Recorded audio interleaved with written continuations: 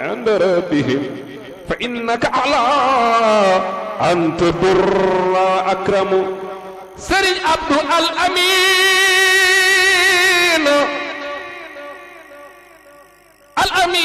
يا دي صوت مي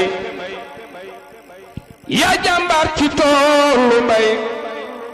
Sëriñ Babacar Si gërëm na la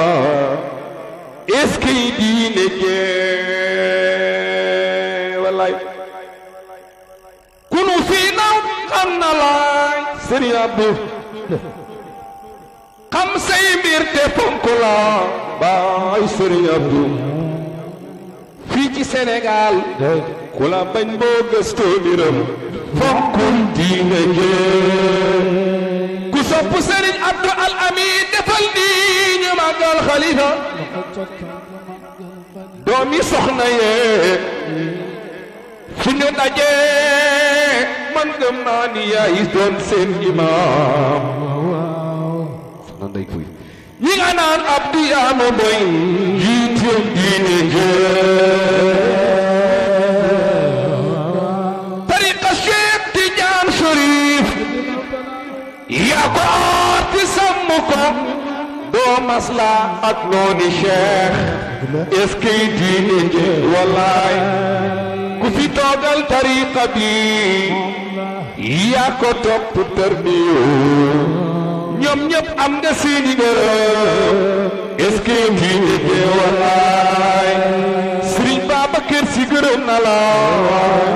Maam da baax gërëm na la Sidi Jamil ji Faas gërëm na la yaa yore xilaafa gi Sëriñ Abdu ñeewoo kenn ngir li mu am déedéet xeeboo kenn ngir ak dëngëm duroo kenn ngir ak dëngëm yaa yor diine jee Sëriñ Abdu Al Amin waa Sénégal xam nañu la bu réew mi yëngoo yaay ñaan bu dal bu nguur gi jaaxle ci yow la ñu jëm dëgg yaa yor diine ji ku sopp Sëriñ Abdou Al Amin sunu xalifa bi bu Sénégal jaaxle ci yow la ñu jëm bu nguur gi jaaxle ci yow la ñu jëm عند ربهم فإنك على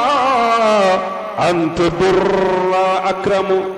Sëriñ Abdou Al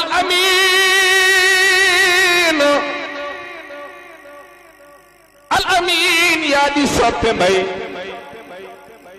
yaa jàmbaar ci toolu mbay Sëriñ Babacar Si gërëm na la est-ce que diine jee